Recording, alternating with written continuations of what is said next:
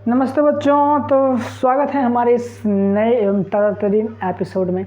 हमने पिछला वीडियो में हमने कर लिया था पाटलिपुत्र वैभव का जो है क्वेश्चन कुछ, और हमने बोला था कि अगला वीडियो में हम उसके बचे हुए क्वेश्चन को करेंगे। आशा करते हैं कि आप लोग उस वीडियो को देख लिए होंगे। तो हम अगला क्वेश्चन करते हैं। 2 नंबर तक हमने कर लिया था जो कि संधि करें था। अब हम लोग नहीं, संधि विच्छेद था। अब हम लोग करते हैं संधि। ठीक है, संधि कुरुत। यहाँ पे तीसरा नंबर क्वेश्चन है, देख लीजिए यहाँ पे संधि कुरुत मतलब संधि करना है। ठीक है, संधि करें। पहला वो है क्वेश्चन, बहुलम धन उत्पादनम। क्या है? बहुलम धन उत्पादनम। अब बताइए बहुलम में देख लीजिए संधि कैसे होगा। संधि मो से जो है मोहलंत से, मतलब मो से जो है क्या कर लिए, अ निकाल लिए, तो ये हो गया मोहलंत, ये बन गया अ। और इस पार्ट से क्या ले लिए, हर्ष ओ ले लिए ना, इससे अ इससे हर्ष ओ, ये अ और हर्ष ओ मिलकर क्या बन जाएगा, ओ ना। इधर बचा है तपादनम, तो क्या कि इधर इससे ले लेंगे हर्षौ, तो क्या बचेगा तपादनम। अब बताइए अ और उ मिलकर क्या बनाएगा, ओ। क्या कि रूल है हमारे पास, और पहला पार्ट में चाहे अ रहे चाहे आ रहे, दूसरा पार्ट में चाहे हर्ष उ रहे चाहे दीर्घ उ रहे, क्या बनेगा, ओ बनेगा। ये हमारा संधि का रूल है। ठीक है, अब हम लोग क्या करेंगे, ओ बन गया यहाँ पे, ये ओ जाकर के मो हलंत में जाकर के जुड़ जाएगा, तो मो ओ कर हो जाएगा बहुलमो, और इधर से ये जुड़ जाएगा तो बहुलमोत्पादनम। क्या बन गया, बहुलमोत्पादनम। चलिए पहला क्वेश्चन खत्म जी। दूसरा क्वेश्चन यहाँ पर क्या कह रहा है, देख लीजिए, गंगाया धन तीरे। क्या है, गंगाया धन तीरे मतलब क्या होगा बच्चों, तो गंगाया मतलब क्या हो इसका, गंगा के, ये मतलब तो ये होता है, लेकिन हम इसका संधि करेंगे। तो यहाँ पे विसर्ग है, विसर्ग के बाद रूल था एक, विसर्ग के बाद तौर है, चाहे दंत स्वर है चाहे थौर है, तो ये विसर्ग जो है दंत स हलंत में बदल जाएगा। ठीक है, तो ये देखो ये विसर्ग जो है दंत स हलंत में बदल गया, क्या बन गया, गंगायास, और इधर से जुड़ गया तीरे, गंगायास तीरे। आसान है, बिल्कुल आसान है। आशा करते हैं आपको समझ में आ गया होगा। तो अगला क्वेश्चन देखते हैं। अगला क्वेश्चन जैसे हमारे पास देख लीजिए यहाँ पे, जैसे मेरे पास है यहाँ पे नगरे अस्मिन। क्या है, नगरे धन अस्मिन। ठीक है, तो नगरे धन अस्मिन, तो क्या हो जाएगा, आप लोग यहाँ पे देख लीजिए, एक आर है, यहाँ पर क्या है, एक आर, और यहाँ पे है अ। तो बताइए एक आर जो है यहाँ पे कोई संधि तो होगा नहीं, चूँकि एक के बाद क्या है अ, तो यहाँ पे क्या हो जाएगा, सिर्फ अस्मिन का अस्मिन रह जाएगा, यहाँ पे हो जाएगा 100। ठीक, तो ये जो अस्मिन है अस्मिन ही रह जाएगा। बस अंतर ये होगा कि ये अ जो है शब्द में नहीं रह सकता है ना, शब्द के बीच में तो अ रह नहीं सकता, तो ये अ किस में बदल जाएगा, ये वाला, ये इसका एक रूप होता है ये वाला। ठीक है, इसे अर्ध अ कहते हैं, इसे क्या कहते हैं, अर्ध अ। ये इस रूप में रह जाएगा आसानी से। ठीक है, अब हम लोग बात करते हैं च धन अस्ति। क्या है, च धन अस्ति, तो क्या हो जाएगा, ये देखिए च में अ है, तो च में से अ निकल जाएगा, इस पार्ट से अ निकल जाएगा, तो ये दो अ हो गया, दोनों अ मिलकर क्या बनाएगा, आ बनाएगा। ये हमारा रूल है संधि का। ठीक है, तो ये अ और आ बन गया, ये अ जो है इस आ जो है ये च में जुड़ जाएगा तो बन जाएगा चा, तो चा, और ये सती क्या बनेगा, चास्ती। क्या बन गया, चास्ती। उसी तरह दूसरा है शब्द धन अपि। शब्द विसर्ग है, बाद में कोई स्वर आ रहा है ओ, तो ये जो विसर्ग है किस में बदल जाएगा, ओ में बदल जाएगा। ये भी विसर्ग संधि का रूल है, तो ये किस में बदल जाएगा, विसर्ग में बदल जाएगा। ठीक है, तो यहाँ पे देख लीजिए, यहाँ पे विसर्ग में बदल भी गया है, सॉरी मतलब विसर्ग जो ओ में बदल जाएगा, तो क्या बन जाएगा, शब्दो अपि। क्या बन जाएगा, और ये बताए थे अ जो है शब्द के बीच में अ के रूप में नहीं रह सकता है, वो अर्ध अ के रूप में रहेगा। किस रूप में रहेगा, अर्ध अ के रूप में रहेगा, तो ये अर्ध अ हो गया ना, क्या बन गया, शब्दो धन अपि। उसके बाद है सर्वदा धन आक्रांतम। सर्वदा धन आक्रांतम, तो ये जो सर्वदा आ है, ये देख लीजिए आ निकल जाएगा इस पार्ट से, इस पार्ट से भी आ निकल जाएगा।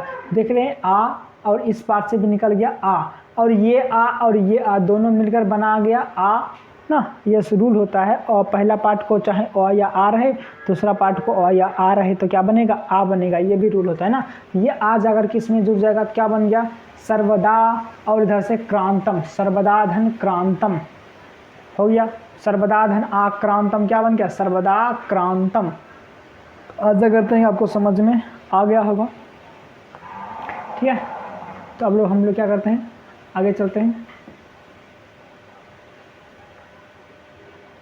चल बस लास्ट क्वेश्चन बचा यहाँ पे, देख लीजिए। इति धन एते, क्या है? इति धन एते, यहाँ पे इति धन एते। तो ये जो इति है, ये हर्षई जो है, ये हर्षई किस में, हर्षई अलग हो जाएगा इस शब्द से, और यहाँ से इस शब्द से जो है ए अलग हो जाएगा ना, इस शब्द से ए अलग हो जाएगा। तो ये रूल है, हर्षई या दीर्घई के बाद कोई भिन्न स्वर रहे तो हर्षई किस में बदल जाएगा? यो हलंत में बदल जाएगा, ठीक है। तो ये किस में बदल गया है? यो हलंत में। हर्षई किस में बदला? यो हलंत में।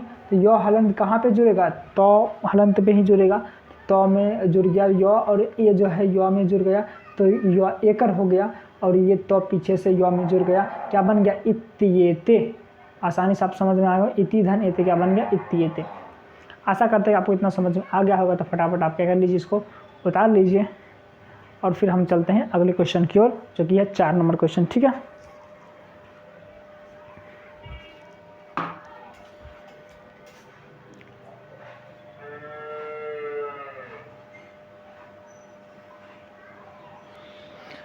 तो चलिए हम लोग अगले क्वेश्चन पर ध्यान देते हैं कि चाहे अगला क्वेश्चन 4 नंबर में यहाँ आप देख लीजिए।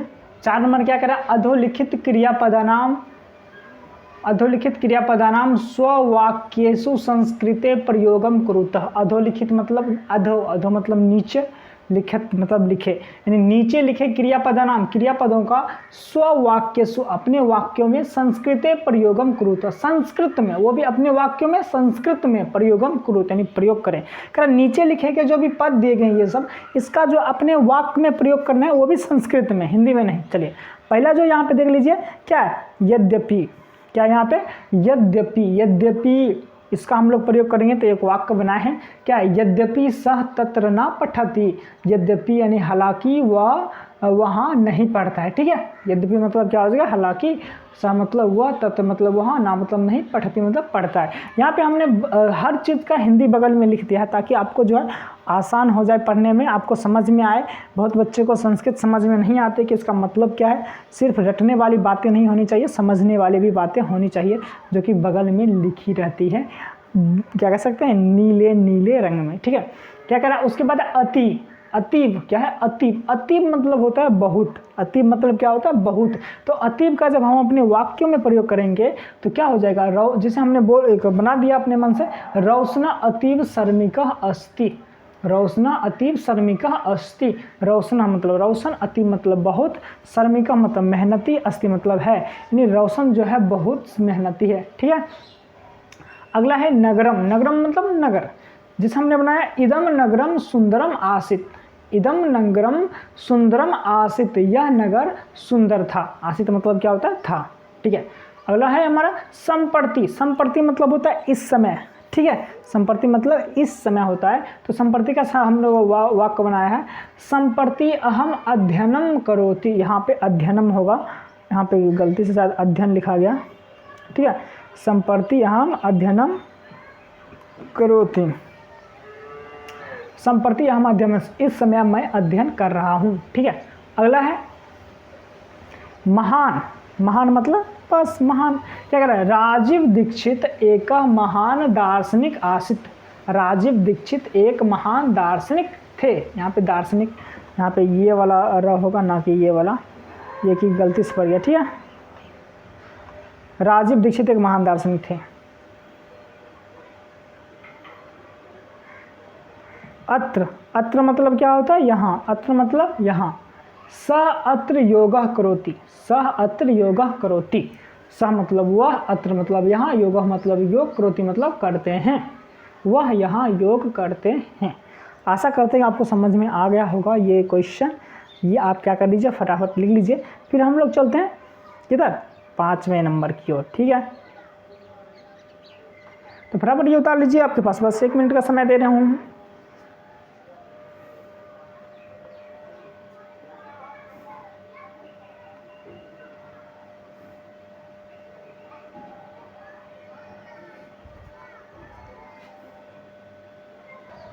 तो चलिए हम चलते हैं 5वें नंबर के क्वेश्चन की। 5वां नंबर क्वेश्चन कह रहा है रिक्त स्थानानि पूर्यते, यानी रिक्त स्थान को पूरा करें।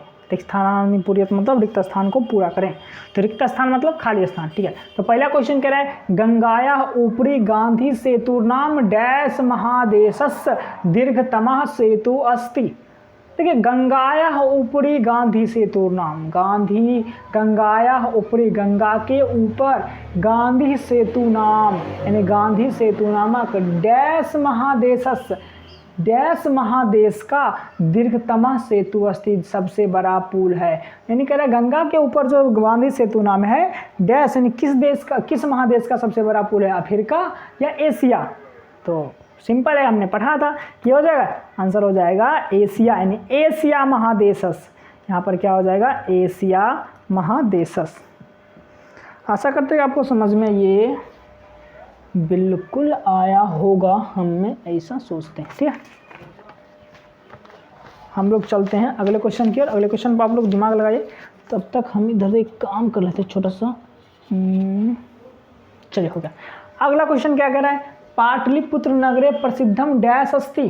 पाटलिपुत्र नगरे यानी पाटलिपुत्र नगर में प्रसिद्धम प्रसिद्ध डैश है, मतलब क्या है पाटलिपुत्र नगर में क्या प्रसिद्ध है। तो आंसर है गोलघर गोलगिरियम या ताजमहलम। अति सिंपलम अस्ति, प्रश्नम अति सिंपलम अस्ति, ठीक है। क्या हो जाएगा गोलगिरियम। तो यहाँ पर क्या भर देंगे गोलगिरियम। कितना था क्वेश्चन है, ठीक है। चलिए अगला क्वेश्चन ग नंबर क्या कह रहा है कि पाटलिपुत्रस नामांतरम नाम धन अंतरम। पाटलि अंतरम मतलब यानी अंतर यानी दूसरा, ठीक है। पाटलिपुत्रस नामांतरम डैश प्राप्यते। पाटलिपुत्र का दूसरा नाम डैश प्राप्त होता है, क्या प्राप्त होता है तो बताना जरा। यहाँ पे देख लीजिए ऑप्शन में क्या है कुसुमपुरम या माधवपुरम। हमने पढ़ा था लाइन में कि माधवपुरम था ना, क्या था माधवपुरम ना कुसुमपुरम था। क्या था कुसुमपुरम और पुष्पपुर दो पाटलिपुत्र का नाम पड़ा था, चूँकि उसके बगल में ऐसा माना जाता था कि फूल का कोई बहुत बड़ा उत्पादन होता है, ठीक है। तो यहाँ पर हो जाएगा कुसुमपुरम, ठीक है।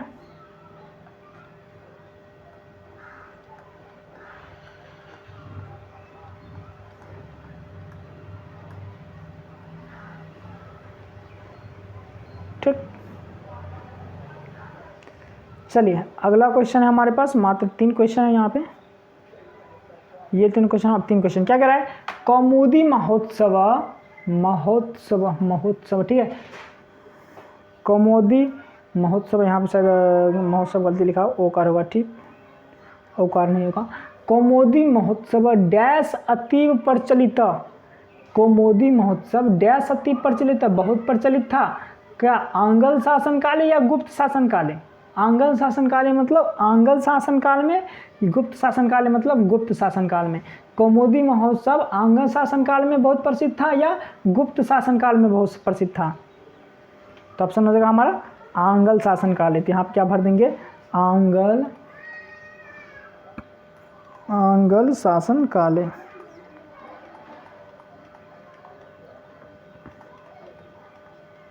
ठीक है, तो कौमुदी महोत्सव आंग्ल शासनकाल में बहुत प्रसिद्ध था। अगला क्वेश्चन कह रहा है पाटलिपुत्रस्य डैश दिशि गंगा नदी प्रवहती। मतलब पाटलिपुत्रस्य यानी पाटलिपुत्र के डैश दिशि मतलब दिशा में गंगा नदी प्रवहती बहती है, ठीक है। तो पाटलिपुत्र के किस दिशा में गंगा नदी बहती है ऐसा कहना है इनका। तो पूर्वश्याम या उत्तर श्याम, तो बिल्कुल उत्तर श्याम आंसर क्या हो जाएगा उत्तर में। तो पाटलिपुत्र के उत्तर में गंगा नदी बहती है, तो क्या हो जाएगा उत्तर श्याम। चलिए अगला क्वेश्चन है, आप लोग कॉपी में नोट करते जाइएगा, ये वीडियो पॉज करके, ठीक है। नहीं तो अभी रुकिए, हम आपको नोट करने का मौका देंगे यदि आपने नोट नहीं किया है तो। अगर लिख लिया है तो अति सुंदर मस्ती, ठीक है। क्या है गोविंद सिंह सिख संप्रदाय से डैश गुरु आसित। गोविंद सिंह सिख संप्रदाय के डैश गुरु आसित, कौन से गुरु थे प्रथमा या दसमा। तो बिल्कुल सही आंसर है हमारा 10वां गुरु थे, 10म गुरु थे ना, ठीक है। तो अपना ये है सही ऑप्शन। तो फटाफट आप समझ गए होंगे। तो हम क्या करते हैं आपको ये नोट करने का मौका देते हैं। तो ये आपका 4 क्वेश्चन आ रहे हैं इसमें, 4 क्वेश्चन लिखिए और फिर 2 क्वेश्चन और दे देंगे। लिखिए, यहाँ से लिखना है, इस पे ध्यान नहीं देना आपको, यहाँ पे आपका क्वेश्चन यहाँ पे है। लिख लिया, इसको अब ऊपर कर देते हैं थोड़ा सा, वीडियो पॉज करके लिख सकते हैं, रोक करके, उसमें कोई दिक्कत नहीं है। ये रहा, ठीक है, तो फटाफट आप लिख लीजिए।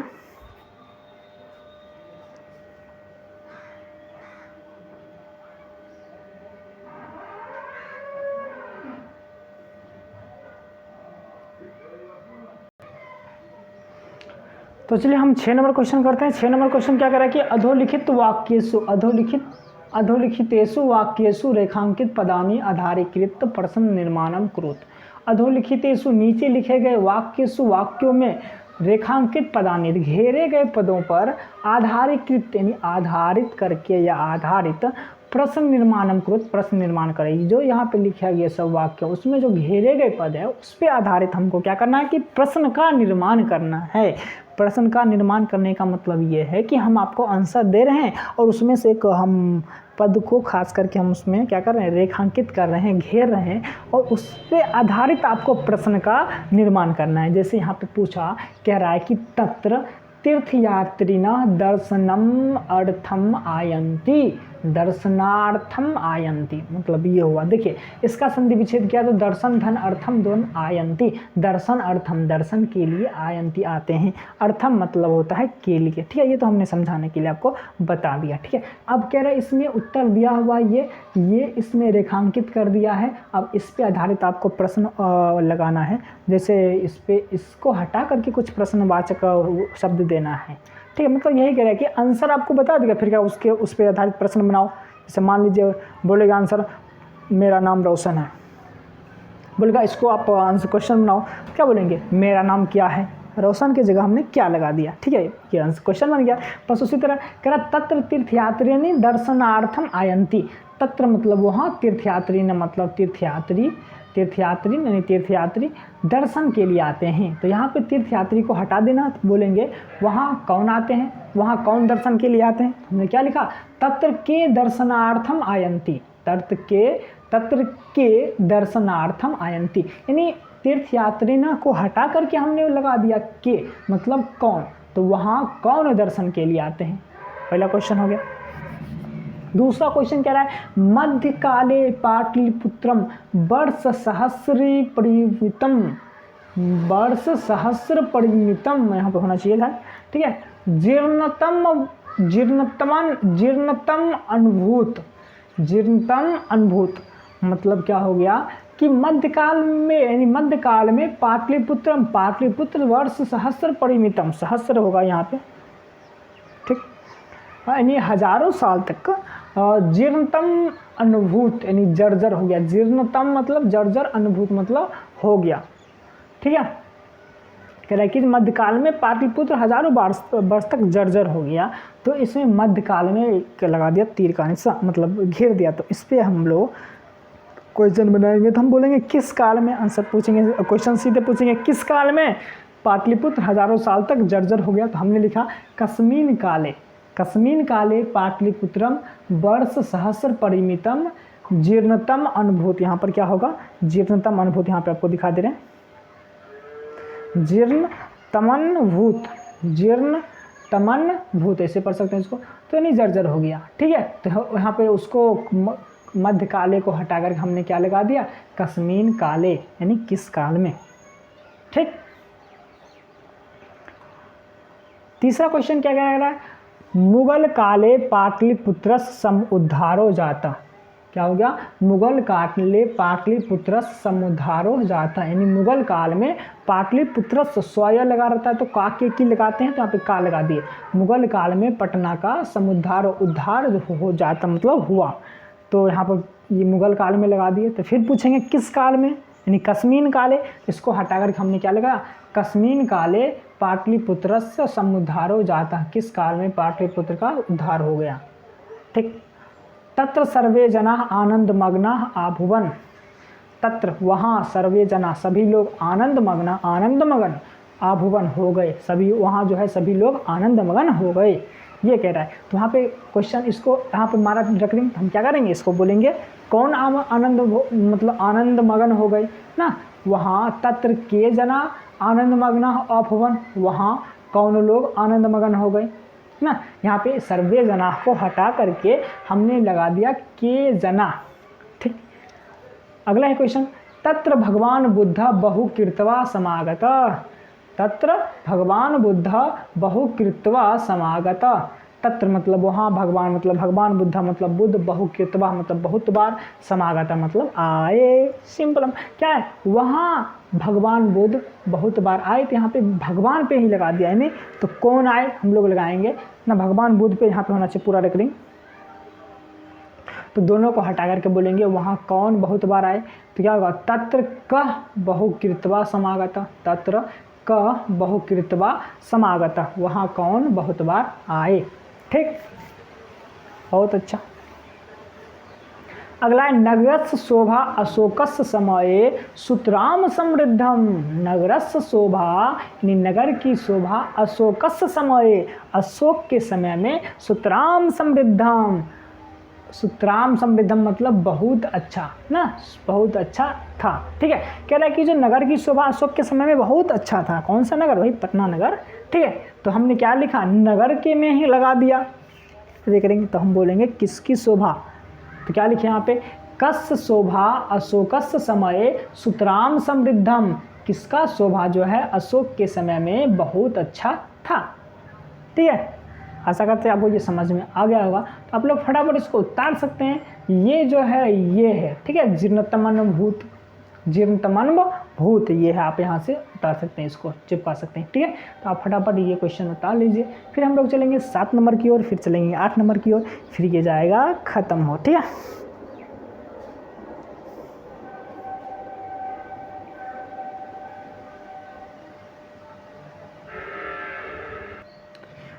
तो बच्चों चलो हम चलते हैं किशोर 7वें नंबर क्वेश्चन की ओर। हमने 6 नंबर के तक क्वेश्चन हमने कर लिया है। 7 नंबर क्वेश्चन क्या कह रहा है, रेखांकित पदेषु प्रयुक्ताम विभक्तिम लिखत। बहुत आसान क्वेश्चन है, बिल्कुल आसान, अति सरलम अस्ति, अति साधारणम अस्ति।